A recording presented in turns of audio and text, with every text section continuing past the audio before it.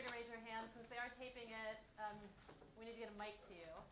But just feel free to make this as casual as possible. Just a quick question. Was anybody at this session last year?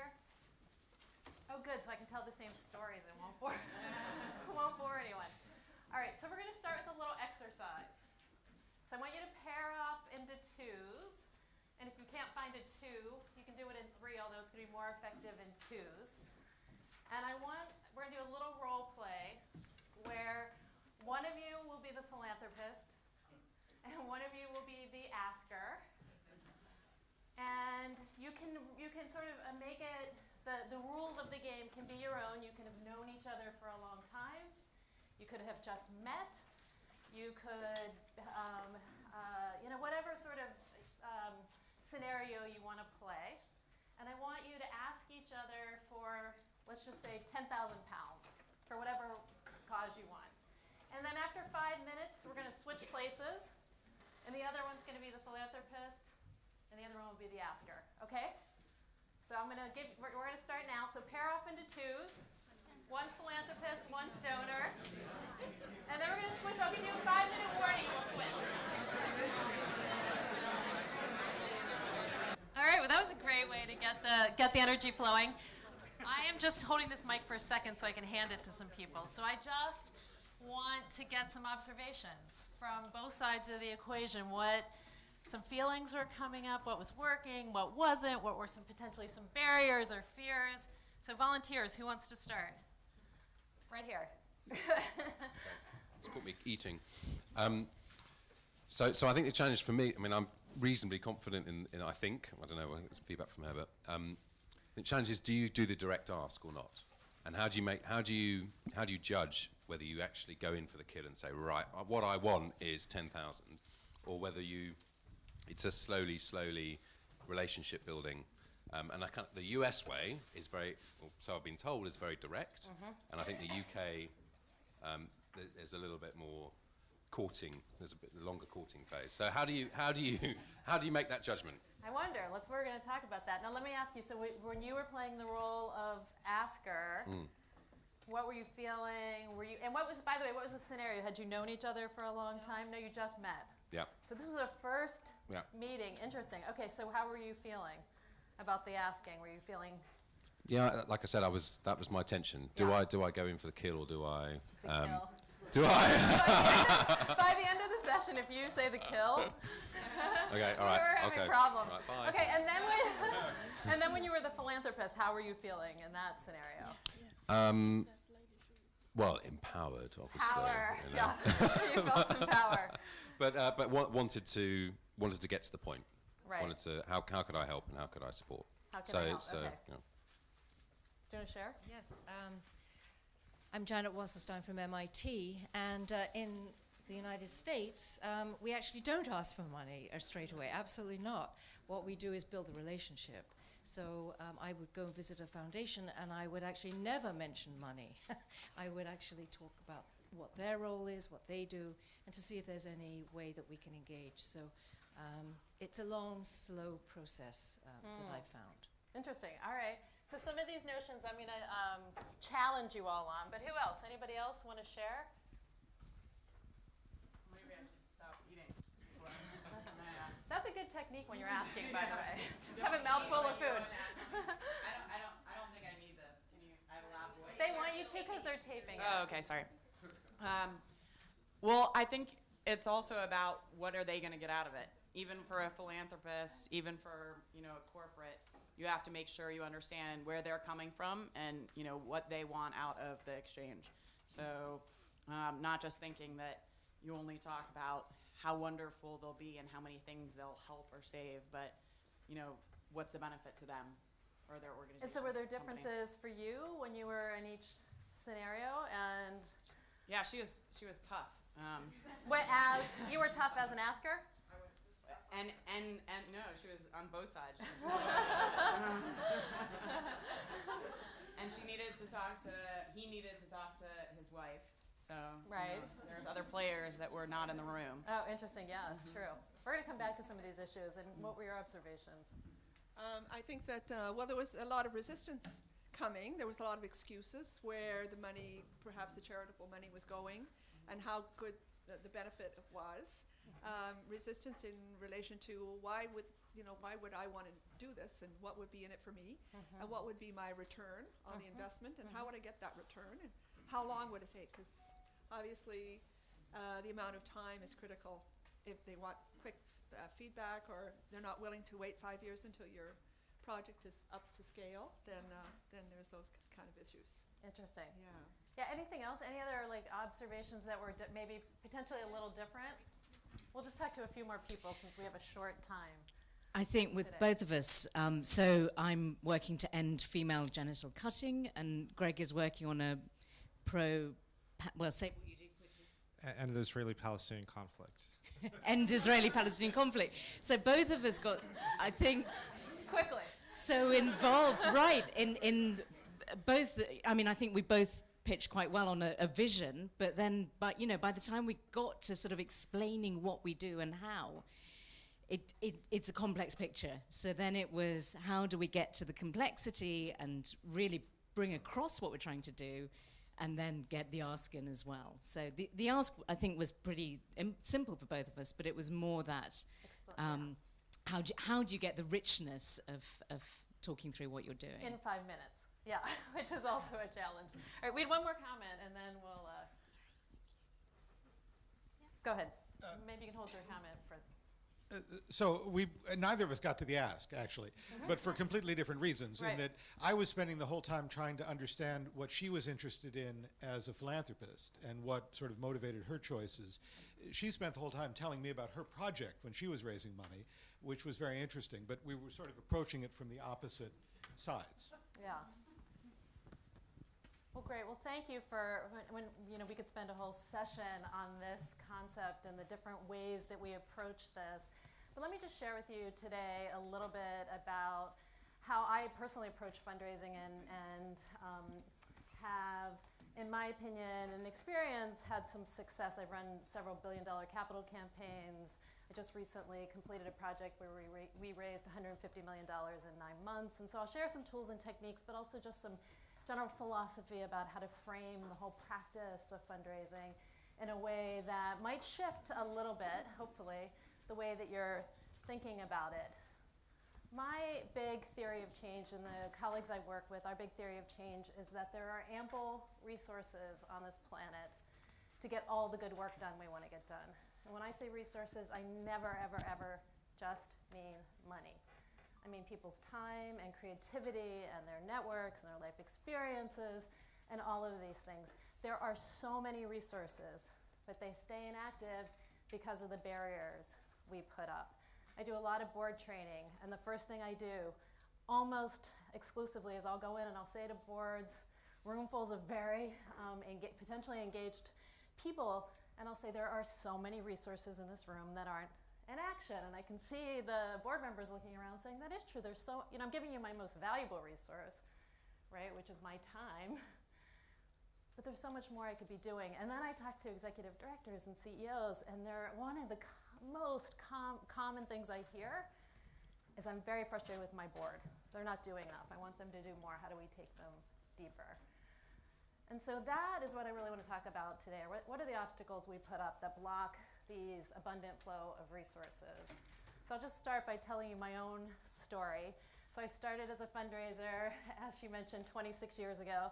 I used to give talks and say, I know what you're thinking. I started when I was 14, but nobody laughs anymore. Everybody's like, she does look like she's been doing it for 26 years, so I kind of stopped telling that. But anyway, I was really fortunate because I started for my liberal arts alma mater. It was a tiny little college in Pennsylvania called Allegheny College. And I was very fortunate. I had a college president who had been a very senior fundraiser at a well-known institution. And so he pulled me into his office almost on day one. I was literally 21 years old, maybe a week out of college. He pulled me into his office and he said, you cannot raise money sitting behind a desk. He said this sitting behind his desk, I might add, to me. And he said, all I want you to do is go out this year and make 350 face-to-face visits. I mean, imagine how many visits that is. That's a lot. That's like a visit a day. We're raising money for a science building. Here's the blueprints. Go. Oh, and by the way, girl from Pittsburgh who had been on a plane exactly once to Disney World with my family. You're covering New York City. And so I diligently, just went into the field and I started calling on alumni and I was talking with parents and friends of the college, and I would sit down in their office and I would pitch them on the importance of the science building, and I'd pull out the blueprint and I'd say, your name goes here. Nothing. I was getting absolutely nothing. I couldn't even get a second visit with people. Very cordial, they were alums and they were close to the college, but they were absolutely not responding. And I remember this moment, and this moment is emblazoned in my brain until my dying breath. About halfway through the year, I was walking up Fifth Avenue, and by the way, it was 88, so I had the big shoulder pads and the spiral berm, and I was carrying my graduation present, which was one of those hard Coach briefcases that we all carried back in the late 80s. And I walked up to my nonprofit-sized hotel room, and I remember sitting on the bed saying, I have got to get a new job. Fundraising stinks. It's the worst profession. I was actually an embarrassment to my parents, I think, when they would say, what does your college graduate do? She's a fundraiser. And so I just was thinking, I'm a philosophy major and I'm a literature major. What could I do? What could I do? Then I remember having a moment, and it really was truly an epiphany, this moment where I was sitting there thinking, but something is not adding up for me. Because I know for a fact that the people with whom I'm working and calling on at the time, not even working with yet, calling on cared about science and the leaders of tomorrow and innovation, and they cared about the kind of work that was happening at the college. And I cared about those things too. What was the disconnect? There was some disconnect that was happening. And the disconnect that was happening is that I was putting money at the center of the relationship. And as soon as you put money at the center of any relationship, I would say with philanthropist, person who's asking, I would say with employer-employee, with spouses and partners often, anytime you're putting money at the center of the relationship, the person who has the money ostensibly has the power, and the person who is looking for the money is in a position of potential weakness or a supplicant. And so from that moment forward, I refused to put money at the center of relationships. I keep work, whatever I'm doing, whatever I'm raising money for, I keep the work itself at the center of the relationship. And it's a very different dynamic when you're talking about the work and you're not talking about the money, because the money then becomes just the gas that goes in the car. It's not the car, it's not the driver, it's not the destination. It is the fuel that makes the car go where we want it to go. It's an important fuel, because by the way, an idea just stays an idea unless it gets resourced. And so we need to resource it. But we've got to put money in its proper perspective, which we very often don't. I will talk to nonprofits often, and I'll say, what's your goal? And they'll say $50 million. And I'm like, that's not your goal. Your goal is to end female genocide cutting. And this is what it's going to take from a resource perspective to get to the next phase. And so it's really incumbent upon us to start to understand where we put these barriers up. And money, I would say, is probably one of the biggest ones. And so I spend a lot of time in my class helping people unpack where they get stuck with money and really try to see that there is no difference between, and I'm not crazy about, I haven't figured out the phraseology for this yet, but there's really no difference between givers and getters. The givers are getting so much more in return. And getters, quote unquote, people who are looking for resources to do all the good work that they want to do, are giving so much of themselves and their time and their passion. And you as social entrepreneurs and philanthropists can identify with this. So how are we breaking down these walls? And a big piece of it is understanding our own relationship with money, both as philanthropists and as heads of nonprofits and as social entrepreneurs. It's interesting because I do a lot of work with CEOs of nonprofits, and they, as we're unpacking this, and my class is a whole year-long class, so it'll be hard to squeeze this into an hour, but we spend a lot of time working on some of our earliest experiences with money, where we have biases. A lot of people actually have hidden kind of biases against wealthy people. And they somehow believe, it might be subconscious, but believe somehow they've gotten it through ill-gotten gain or something. Even though a lot of the philanthropists I work with, many, many, many high net worths, took so much courage and grit and determination to get to the place they're getting. And so to me, what I think there are jerks at every level of the socioeconomic spectrum. I really do. And so our job is to let's figure out who the jerks are and not work with them. So let's talk about what other barriers, that we put up. I think another barrier is this belief in competition. Was anybody in the last session, the Giving Pledge session, where they were talking about, there was a philanthropist talking about sort of how he gets motivated. It was interesting. Do you know anybody have any guess of how many, in the United States alone, how many new nonprofits are created every month in the United States? Just take a wild guess. How many? 1,000. 3,000 new nonprofits are created every single month, every 30 days in the United States. India, I do a fair amount of work in India. I just did a workshop for the 12 Indian business school deans. Has over 2 million nonprofits, or the equivalent thereof. The UK has well in excess of 1 million charities. Africa now has 1 million charities. There is a lot of competition out there. And so for me, it cannot be about trying to go up against your fellow colleagues who are all doing good work in the world and try to make a pitch for why your organization is more important than someone else's. It just doesn't work. When I am calling on somebody, when I'm working with somebody, I fundamentally, believe I'm probably the 10th person in that person's office with a good idea. And actually, I don't ever meet in people's offices, which is a whole separate conversation. But the 10th person who's in conversation with this person this week with a good idea. Ideas fragment us. I was doing a lecture at the Nature Conservancy, and I kid you not, the oceans people and the trees people were fighting with each other over who had more important, piece of the puzzle. And it's, the reality is we all know this, that everything we're doing is so deeply interconnected, that you cannot disaggregate clean water from girls' education, from sanitation, from infrastructure. It's so deeply integrated. And so if we're trying to make a case for why our idea is more important than somebody else's idea, it's going to be a challenge. And so I really believe that we need to remove that kind of sales dynamic from the center of our work and look for people who want to partner with us, who want to create a difference, who want to really have impact and meaning. And so I heard upstairs the word customer being used, that I treat our donors like customers, and I kind of bristled inside. Because I really think I don't even really like the word donors. Our partners are not customers. They're partners. They're people who, want to be with us together to make change. So I started an organization with Quincy Jones. I don't know if you all know Quincy Jones, the great music producer. We decided that music in schools in the US was really under threat. And so we decided to do a collaboration and bring 90 nonprofits together who are all working on bringing music to kids.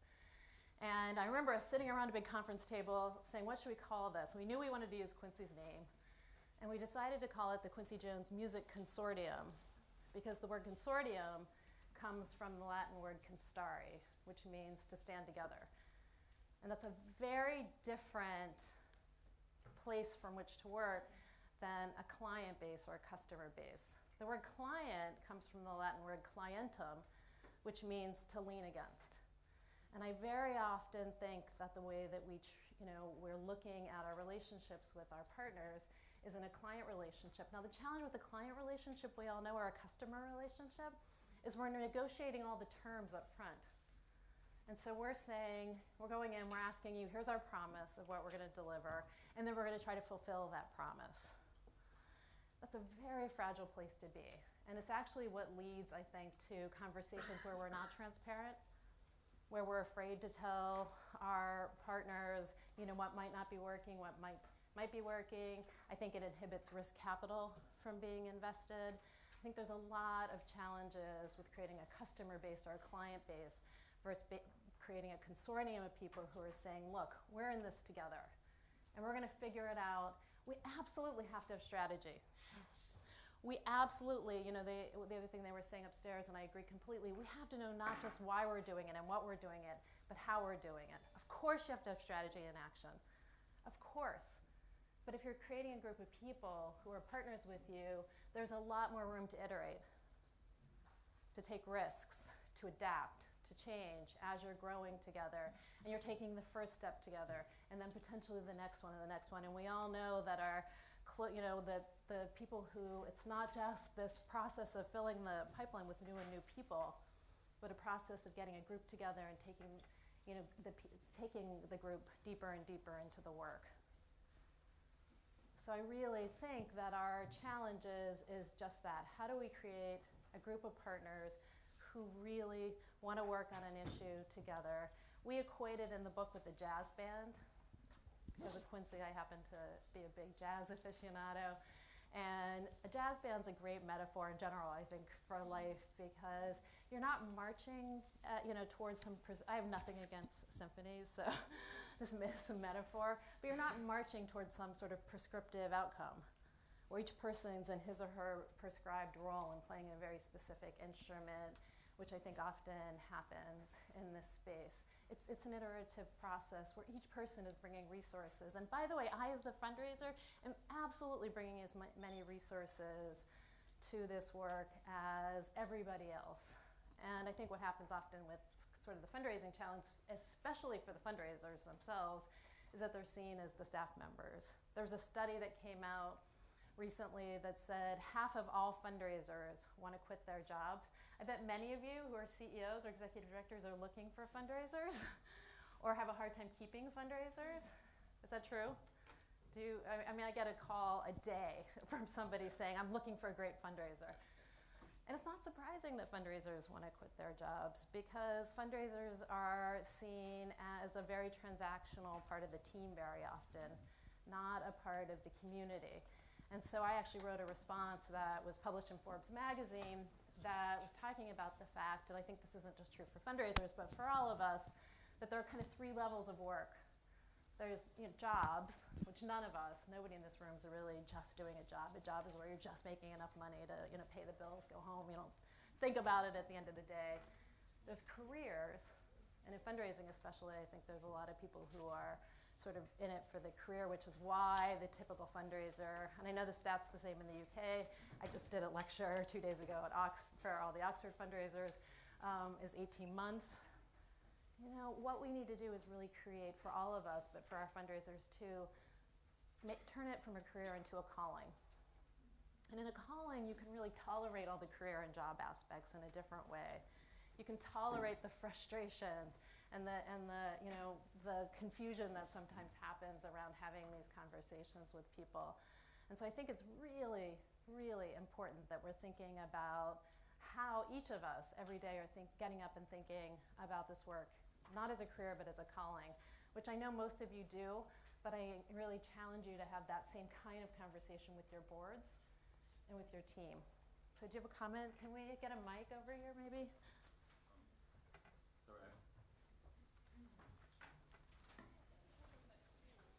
I'm not sure if you want comments in Absolutely. Okay, this great. Is very iterative. Hi, András Ramos-Goldman. I'm the executive director of Justice Rapid Response. So we are the ones who are looking for support and partners. 3 separate things. Those who we would partner with, who would be able to give us support, are very often, one of the first things they say is, we're looking for measurable results. So they are upfront asking for a promise to be fulfilled before you even carry out the activity, before you even form the partnership. They're asking you to prove that you're going to be able to deliver on whatever you're promising. And it's, especially in our field, it's very hard. I think in everybody's field, it's very hard.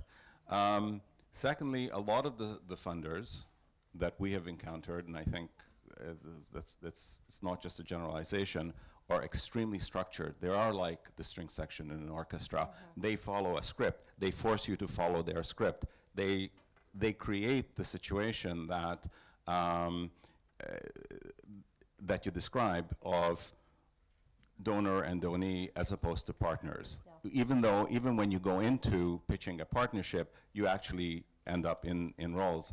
And I totally agree with you that we don't call the person who works for us as a fundraiser. We call them a development officer. Yeah.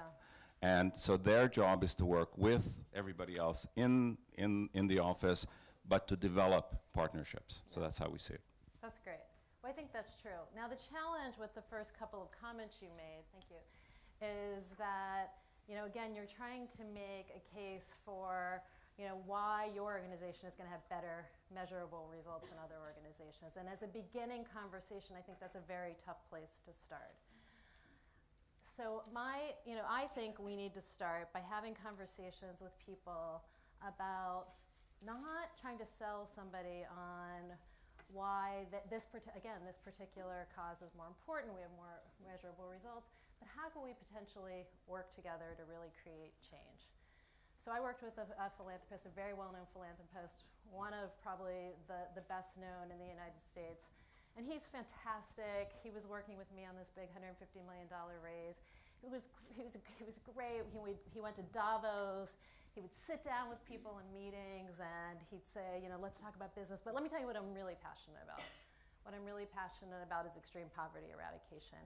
And he would set up meetings with people and we'd go in, we'd come back to New York or to London or wherever, and we'd sit down with meetings and people, and he would he'd start pitching, and he would say, this is why this really matters to me. How can you help me? Or similarly, the person on whom we were calling would say, how can I help you? Now, ostensibly, these were socioeconomic peers.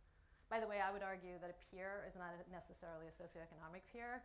I think a peer are two people or a group of people who are working on something together to create real tangible results.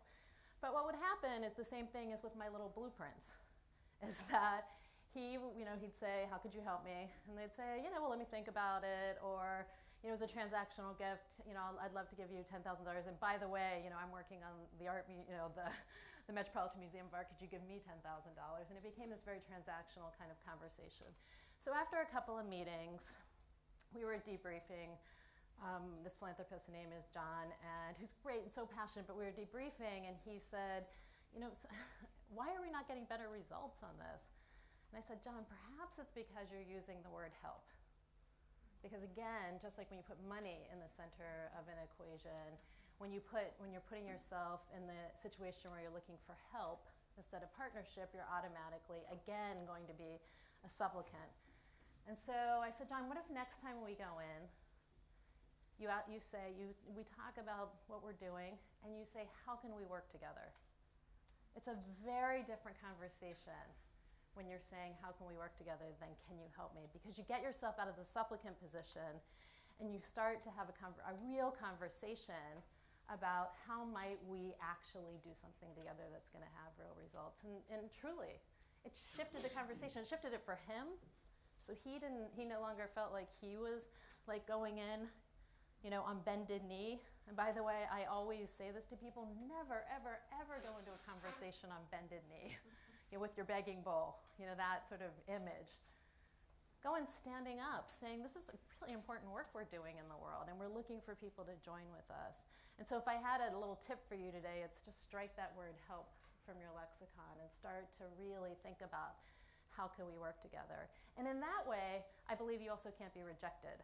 And so when I start my fundraising courses, I usually have a big whiteboard if we had more time today, and I always start with, and I put on one half of the board, what is fundraising? And everybody says raising money for really important work in the world, fulfilling people's dreams, engaging people in a vision for a better world. It's all really good stuff. And then on this side of the board, I say, why is it so hard?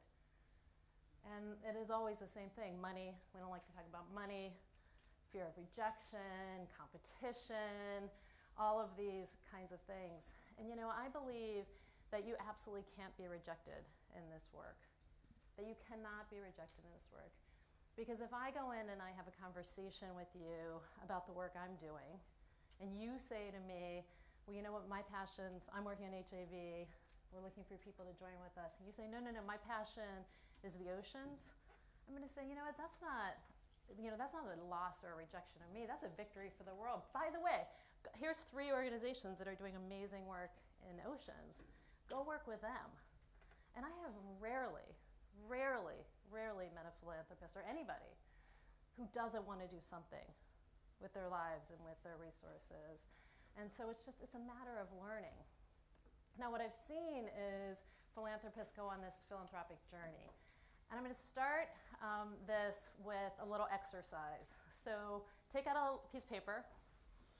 It's going to take just 2 minutes.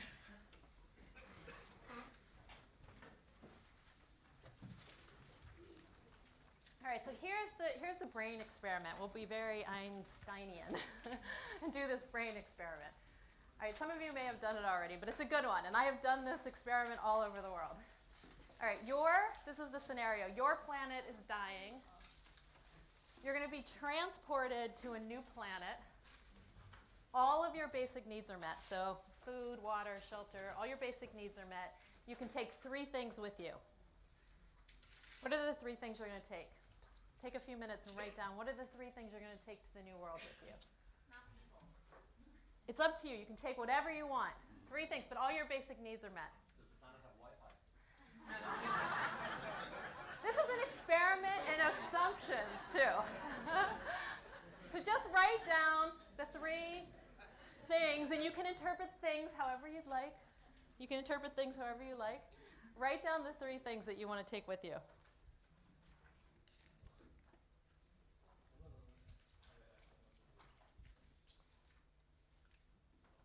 What are the 3 things you're going to take with you? I don't have a pen, but I would say All right. my family, chocolate, and a phone. Family, I'll repeat it. Family, chocolate, and a phone. What are you taking? Family, piano, and a ball. Family, piano, and a ball. Terry.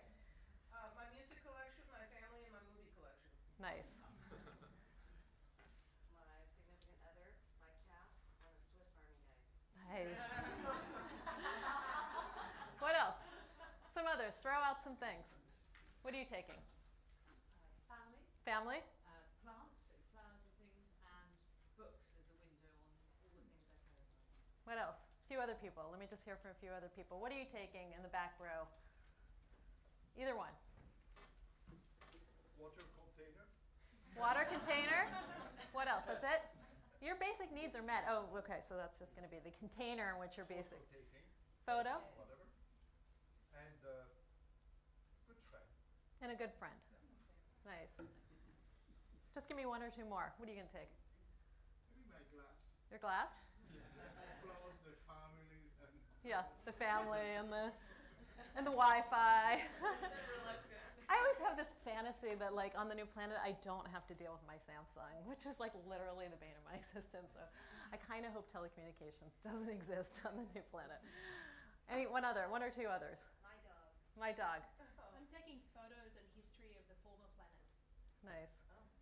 Taking running shoes. And running shoes. Nice.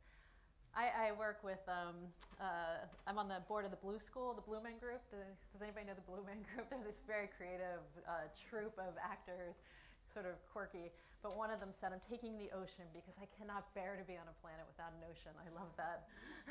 I love that. And then somebody else said, if all the basic needs are met, I'm taking everyone because then everybody will have their basic needs met, which I also really liked. I know. The point is this, that and again, I have literally done this exercise in India, in China, in Africa, in Australia, in the UK, certainly in the United States, and the answers are identical. Identical, because we as human beings have 3 buckets of needs. We have safety and security needs, we have family, community, tribe needs, and we have growth and development and learning needs, which is why we take our music and our film and our running shoes and seeds and all of these things, because we want to grow and we want to continue to learn as human beings. Now, the challenge with most fundraising is that we focus very often on the tribe piece, on the community piece, which is important. We want the right community with us. Again, working together, standing together, being a consortium. But if it starts there, it often ends in a place where it becomes very much about, where does my name go on the building? Or where's my table at the gala? Or who else is on the letterhead? And so it can become very much about a community of people who aren't growing and learning together, but a community of people who are coming together in name only.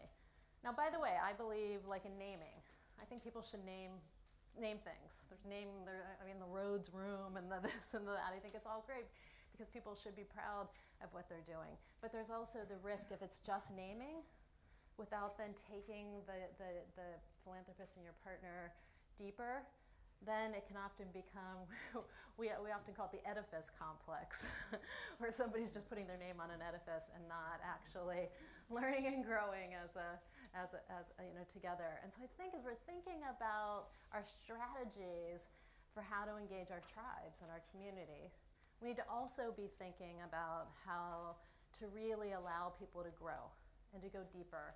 And again, to iterate, adapt, change, become a real team together. Have you all heard about the flow state? And so I think what we're trying to do a lot of times in this space and what happens with real growth is that we can move into this flow state where people are, and you often see this metaphor in sports where you kind of lose a sense of time and everybody's operating in this seamless place. Well, the flow state is an outgrowth of really being very mindful of each member and each member's resources on their team and how you match challenge with skill. Now, what we often do is we'll give people a very high challenge, but they don't have the skills to carry it out. And that causes anxiety. That's my stepdaughter in math. She's 13 years old. She has really advanced math, and she does not have the skills to do it. And so, she has anxiety a lot of times. So of course we're training her. The flip side of that, and I see this a lot on boards, is that people have so many skills and resources, but we're not challenging them enough. Right? And so we under-challenge people, and then what happens? You get bored. And so it's this mix of how are we looking at each individual person, ourselves, other people in the community, even people potentially we're not meeting, and that we're working with virtually online, and other ways that we can talk about some strategies that I have found really work in terms of how to engage people who we don't build one-on-one relationships with online.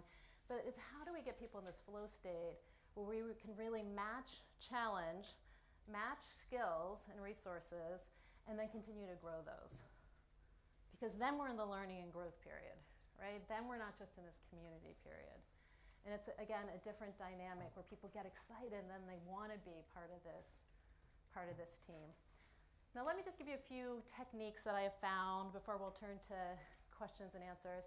A few techniques that I have found have really worked in terms of building new relationships or deepening current relationships. So have any of you heard of this? We're trying to create a meme around it, my co-author and I, who's a great philanthropist, a guy called Jeff Walker. Has anybody heard of Jeffersonian dinners? So Jeffersonian dinners, and you can call it whatever you want. We happen to call it Jeffersonian dinners because Jeff was longtime board chair at Monticello, and Thomas Jefferson would have these amazing dinners in Monticello where candlelight and all the heads of state from all over the world would come and they'd have these engaging conversations. Only Thomas Jefferson was very hard of hearing. And so he'd be making small talk over here, and then he'd be trying also simultaneously. We all imagine this, right? We're at dinner parties, and we can kind of hear somebody over here saying something interesting, but you can't quite hear it. And so he implemented this rule that there could only be whole table conversations, no more small talk.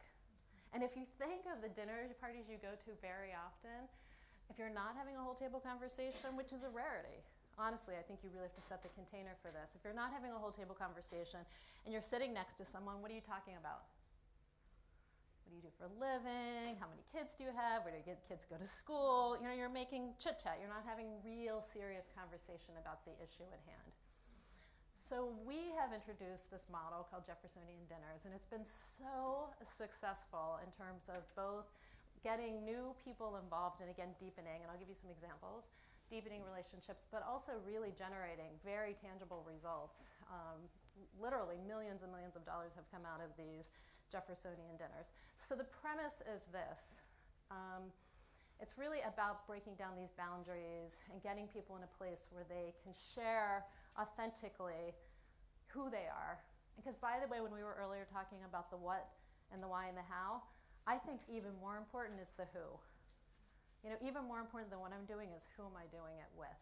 Who is my who? And so the Jeffersonian dinner can really help you. It's easy, it's an easy ask. It's easy to ask somebody to host a dinner for you. You gather a group of 10 to 12 people, no more than 15. It's very hard to have a conversation, no fewer usually than 8 because it's hard to really create a sense of momentum and solidarity. And you send bios out in advance because people do want to know people's bios, but you don't spend time at the dinner using bios. You start by asking an opening question which evokes a story. Now there's a lot of conversation at this conference about storytelling. Terry did a great session last year on storytelling and how critical it is, and we all know this. But it's really important that we're sharing our stories because this is what humanizes us and breaks down all these barriers. So, for example, for Teach for America, we did a Jeffersonian dinner, and the first question was, who was your favorite teacher and why? We did one recently for the International Refugee Commission. Nobody in that room, even except the founder, who I think is a Skoll fellow, maybe Sasha Chanoff. Nobody in that room had ever met even a refugee, let alone been a refugee, except Sasha. But the question we asked was, talk about a time when somebody entered the trajectory of your life and changed it. Now we've all had that, which is the mission of that organization, is to enter people's life and change the trajectory of it. And you could just feel, as people were telling this story, this invisible connection. Just at so I was at Oxford on Monday, and you know, a pretty formal group of high-level faculty who have known each other, by the way, and done research together for years. We did this question, we did a dinner and asked the question of talk about the aha moment when you realized your work really mattered to you. And the stories and the connections and the things they didn't even know about each other. Some of them had worked together for 30 years. Felt this sense of community in a new way. The second piece is then you offer up a challenge for people to work on. So say your challenge is scale. You're then, you know, you've connected, you've broken down these barriers. By the way, this is another way to get the fundraiser at the table where he or she is not the staff member, the fundraiser is a full participant and can really be able to do the follow-up in a different kind of way. But then you talk about a specific challenge that you're facing. And in the IRC case, we were talking about scale specifically. And so we said, many of you have experience with scale. What are the questions we need to be asking? How does it work? What are the strengths? What are the weaknesses? What might we do? Where might we, go wrong? And a really robust conversation started happening around a particular problem that we were looking to solve. Now, this is where my co-author and I differ a little bit. I am a woman of action. I believe that nobody should ever leave an event, ever, saying, well, that was nice. I'm inspired, that was great, but I have no idea what they want from me. And so I end the Jeffersonian dinners, and they're lightly moderated, by the way, so you don't have one person go on and on. But I end the Jeffersonian dinners by inviting people to go around the room and suggesting 1 or 2 ways in which they might want to get involved. And I always let people off the hook by saying, even if it's just I want to know more. But what it does is it gives people the opportunity to give voice in their own voice about things that they're curious about. I'd like to come and visit your site. I'd like to know more. I'd like to potentially meet with so-and-so. I'd like you to come meet with the head of my corporation, whatever. Very real, tangible results come out of it. It's a much easier ask than when you're doing one-on-one meetings, I think, because it's a group of people who are offering up. And I also do believe when any 10 to 12 people come together and make up their minds to get something done, mountains can be moved. We all know this, right? 10 people saying, we're going to get this done, we're going to do this. Mountains can get moved. And so there's this sense of solidarity that's getting built that's very different from the kind of herd mentality that happens at standing cocktail parties or at a big special, gala event. At standing cocktail parties, it's chit-chat, it's nice, you get pitched, you get the PowerPoint presentation, you're like, that was nice, that was inspiring, but, I'm not sure what they want from me. And so in Jeffersonian dinner, it's this really powerful way of people being able to speak with their own voice, and because it's small enough, you can actually follow up with all 12 people. We just did one in South Africa, actually. It was really interesting. It was with well-known philanthropists. We were raising money for the Global Fund. And we even had the king of the Zulus there. It was a powerful group of people. And they said, it's not going to work in Africa. We can't. It's too American, too touchy-feely. You can't do a Jeffersonian dinner here. And I said, let's just try it. Instead of, and we had a lot of very, very, very high net worth people and VIP people there. And I said, let's just try it. Take a risk. Just try it. And everybody was sort of skeptical, but we sat around the table. And the question we asked was, talk about how HIV has personally affected your life. And it was magical. It was magical. People were literally brought to tears. And it created this sense of, then why does the Global Fund matter? People think it's irrelevant, but why does it matter? And what can you do? And as an outcome, by the way, from that dinner, a $50 million gift was pledged at Davos for the Global Fund. And so it really, these dinners have this magic sort, and they're so easy. So I just encourage you, I really encourage you to do them. And I'm happy to take questions about them because I know it's can be an interesting topic. Do you share it then, I think, before the dinner or not? It's a surprise. We do. I try to share the question. So part of it's just like, can I get my act together enough in time to get the bios out and everything? Ideally, you do share the question in advance because otherwise people are sitting at the dinner kind of half listening, saying, what's my answer, what's my answer? If I don't get my act together and share the question in advance, I usually don't go around the room. I try to throw it around the room so people aren't, because it's hard to listen generously when you're sitting there going, oh my gosh, what am I going to say for my answer? So I understand, what would be an invitation like?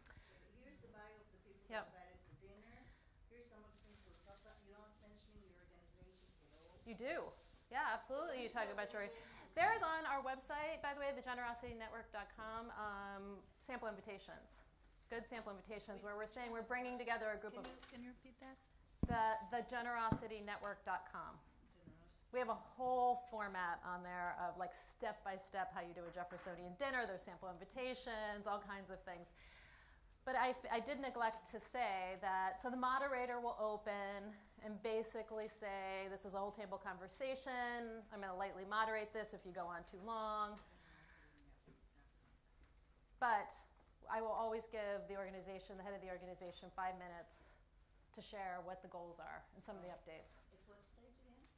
Right at the beginning. Right at the beginning. And then you open the questions. Then you're breaking down these barriers. And then you're going to start talking about the real challenge at hand. One of the challenges. What do you tell them is the purpose of the meeting? So the purpose of the meeting, we say we're gathering a group of philanthropists. So we did one for Peter Gabriel's charity recently with Witness, and we said we're bringing together a group of filmmakers and philanthropists and people who care about human rights to come together and talk about how do we use media and video to change the course, the trajectory of human rights issues. It was very specific. And so, but I think, again, a lot of it is like anything. It's incumbent upon the host to also think about people. It's not just, though, for new prospective partners. It's a really powerful vehicle for your teams to do it, for your boards to do it, because then you're remembering, again, why am I doing this? Why does this matter? Somebody else had a question? It relates maybe to the point you just made, but I suppose I was wondering, particularly the example you gave, how comfortable or familiar with each other do people need to be for you to, even with advance warning, to have that kind of conversation? I've been to them where nobody knows anybody. Nobody knows anybody. And it's risky. It takes some vulnerability. But that's why you start with somebody who's either done it before or the host or somebody who's setting the stage. Now what you don't want to do, and I don't want to get too deep into this, again, there's lots of resources on the site. What you don't want to do is have people share ideas. So I was helping to launch, there's a great nonprofit called IDEO.org. I don't know if folks know IDEO.org. And so we were going to do at the last couple TED conferences ago when we were launching it, we were doing a Jeffersonian dinner and we were bringing a bunch of people together. And the CEO said, I want to talk about a design idea that's made a difference in people's lives. And I said, it's not going to work. Tim, it is not going to work. You've got to get people to tell a story. And he's like, no, I just want to do it because we're about designs. And literally, we got this great group together. And, the first person said the iPad. And then the next person, said the telephone. I don't know. It was ideas. It wasn't connecting people in any real way. You weren't learning anything about each other in a real way. So you can't ask ideas. You need to ask people to share their own narrative. And it really does kind of follow one of my great heroes and colleagues, and actually teaches in my Harvard course, is a guy called Marshall Gans. Marshall, if you don't know his work, you should. He's one of the great community organizers. He worked with Dr. King to organize the Montgomery bus boycott, and then for 16 years worked with Chavez on the farm workers' revolution. And he's created, and it's actually also, he generously contributed a chapter in our book.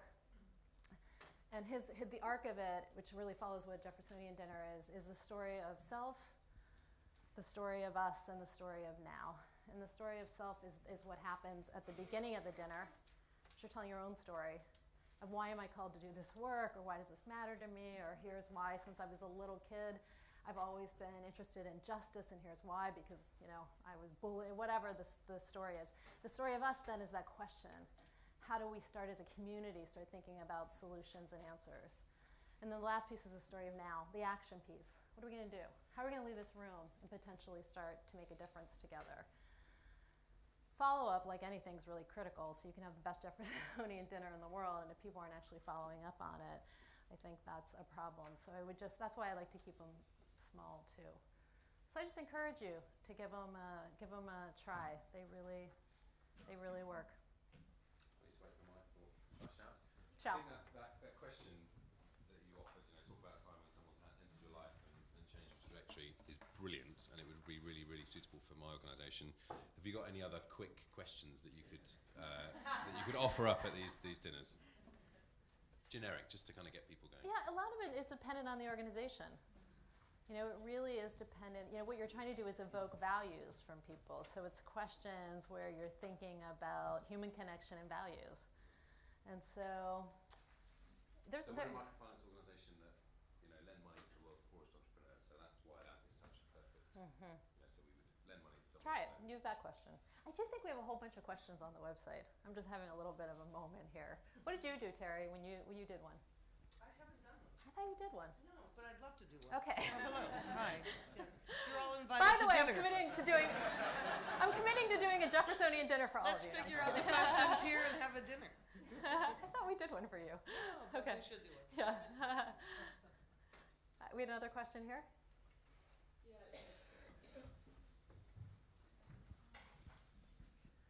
I think it's great advice, and when you said, the space for a one-table conversation, I can think of literally the best professional dinner that I've been to that I hosted several years ago was that. I mean, it was incredible. It was actually about 16 or 20 people, but because we had great acoustics and a great group of people, it was just, amazing. So I think it's great advice. I'm just kind of coming back to, though, this question around moving out of client into partner, and you're absolutely spot on. I think about the relationships I've had with certain funders that are true collaborators, partners.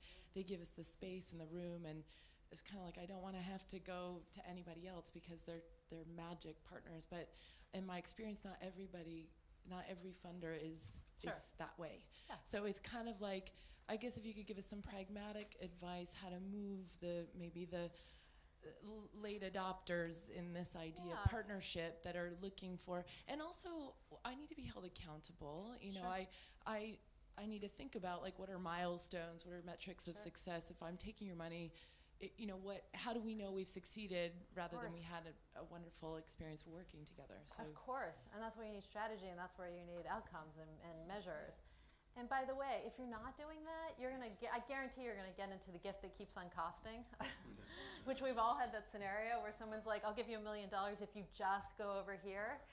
And that's hugely problematic, which is why you need your strategy in place. So really what I've seen on this philanthropic journey is, and it really equates to the kind of Brave New World exercise we did, the basic needs, the social piece, and then the growth piece. Where I see a lot of philanthropists start is in this very social space of I've made a certain amount of money, I'm of a certain stature in my community, I'm going to start to give back, I'm going to start going to galas, put my name on a letterhead, all of those things, which is great. It's a great entry point. It's a great place to start. But then I see philanthropists who say, and not always, again, there isn't a hard and fast rule, But I think who we want as partners are not necessarily people who are just trying to figure out where they belong in the world by what organizations they're associated with. I think what we're looking for is how do we then work with them to say there are real problems in the world that we can solve. And that's where impact starts coming in. And we start to say, as a philanthropist, I don't just understand my place in the world by where I give, but by how I'm giving, how my contributions are making an impact and a difference. And again, how am I collaborating to create real change? Now, I do have to say the most sophisticated philanthropists I work with they move past even just the impact phase, because they do see that all of this work is so deeply integrated. And they do see that these world's problems and challenges are never going to be completely solved. I mean, if I wake up tomorrow and it's utopia and every problem on the planet's solved, I'll have egg on my face for this theory, but it's not going to happen. Because we're dualistic human beings, and there's always going to be more work to be done. And so, you know, the philanthropists that I see, they absolutely are working on very specific problems. Malaria, eradication of, you know, mother-to-child transmission, but they also see how deeply interconnected it is to all this other work, and they're creating collaborations that allows for that to be not a siloed thing, but an interconnected thing. And so those are the philanthropists that I see whose theory of change, whose worldview is about co-creation. And we're co-creating a different kind of a future than just problem solving. And so I think it's how are we working with our partners to help them move along that journey in a way that really creates change, sustainable change. And then people are inspired, I think, to stay with you, to go deeper. They may, again, move on to something else. It's fine. That's the jazz bands moving in and out. But there's also, I think, an ability then to really allow, it's the same thing I've been saying. It allows people to iterate in a different way, to be learners, to adapt, to grow, not knowers. Can we get the mic? I'm sorry, you just have a nice, gentle, soft voice. Two questions. You're speaking about philanthropists as individuals, but a lot of money comes from corporates. Yeah. So our organization is sponsored by corporates. Mm-hmm. So what you tend to do is build up a relationship and align to the corporate, and often then the person in charge of CSR changes or something else, and you're back at square one. So question is, how would you deal personally then with corporates? Second of all, are all these people at the dinner people that you know, and how do you get them to commit? Yeah. Because most of them commit are to really action, or just commit to no, just up to the coming dinner? for the dinner. Yeah. You know, just showing up. Because Yeah. a lot of them say that they will come, Yeah. and then they're last minute, they're too busy. They're all busy people. Yeah. So what is the hook Yeah. that you use? So on the corporate side, first of all, I think CSR is really changing. But I think corporations are moving away from CER, and it's a very different conversation than it's over here separate from our mission versus really starting to be integrated into our mission. And by the way, I think fundraising's the same way. You know, often people will start, I encourage anybody who's doing like new startup, social enterprises or nonprofits, not to disaggregate fundraising from your mission. The most successful, the fastest growing nonprofit in the United States is DonorsChoose.org. I don't know if you know it, and it's growing fast because they integrated, even though it's about teacher classroom projects for teachers, they integrated citizen philanthropy right into the mission of the organization, just like Kiva did, just like churches and synagogues have done and mosques from the beginning of time. Giving is not, you know, here's our mission and giving's over here. It's part of this building of a community. Corporations, well, first of all, just statistically, this is absolutely true in the U.S., but I, would venture to say it's growing more consistent internationally, is that, 90 cents of every dollar comes from living individuals. And so the vast majority of money transfer is coming from people, not corporations. That said, again, I think you need to deal with corporations, human being to human being. And I'm working on this project right now, which I won't get too deep into on this HIV, and we're working with the fashion industry. We've got a lot of corporate sponsors, and I start every single meeting not with, where's your brand gonna go, how are you gonna sponsor, but we are changing lives. We're saving lives. This is the beginning of the end of AIDS. This is something you're gonna tell your grandkids that you worked on, and we're inspiring these corporate leaders to spend the extra time and care about an issue bigger than just, this is a marketing thing. Now, in terms of getting people to the dinner, you got to hold people accountable. You know, you just have to, you know, get a group of people who say, I'm going to show up. And because it's a small group and they know it's a small group, I think they're more, I can't think of many times where, like, we've had a lot of people cancel on a dinner. So again, it's who's inviting and who's the right people. By the way, we have 5 more minutes, but I'm happy to keep taking questions.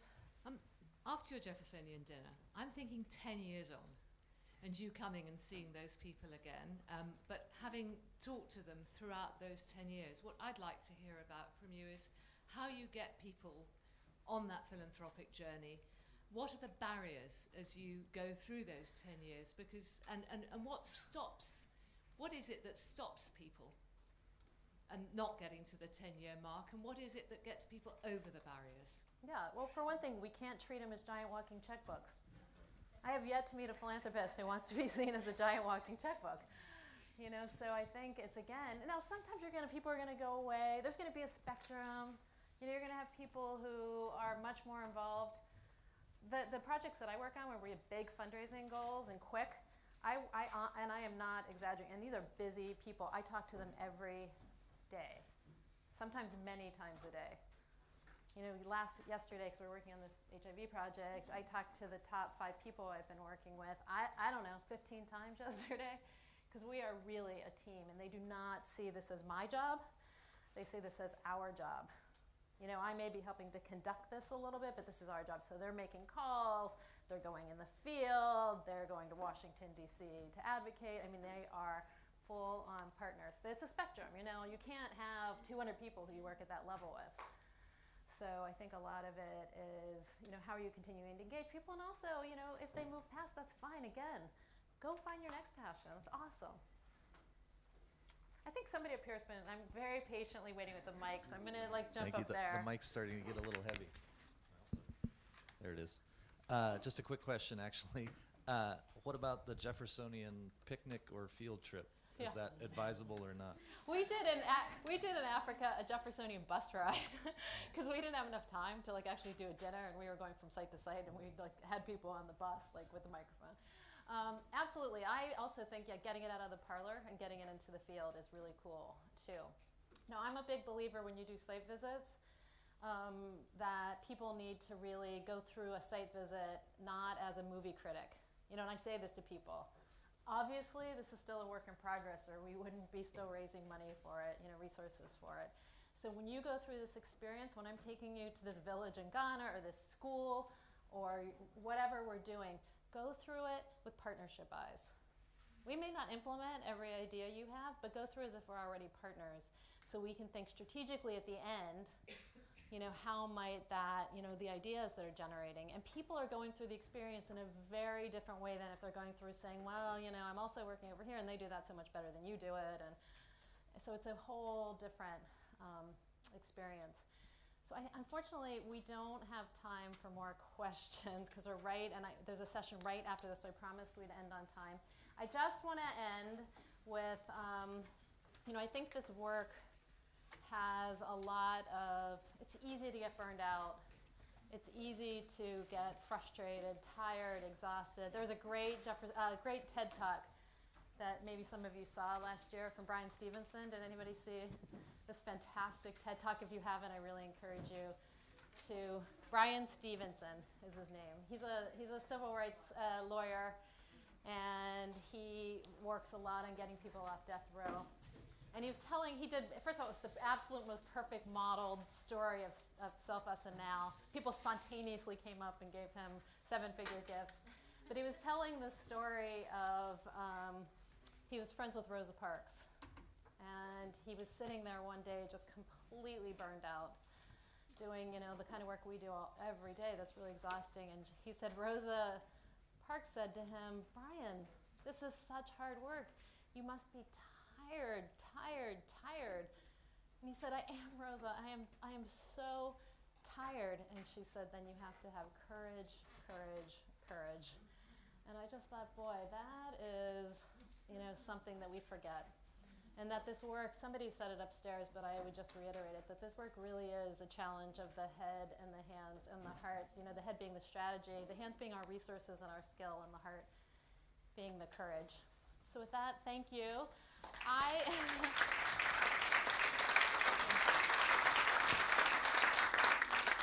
I'll hang out. I know there's another session, but I'll hang out if people have questions. And there's lots of ways to reach me through my website, through Harvard, through LinkedIn. So feel free to reach out.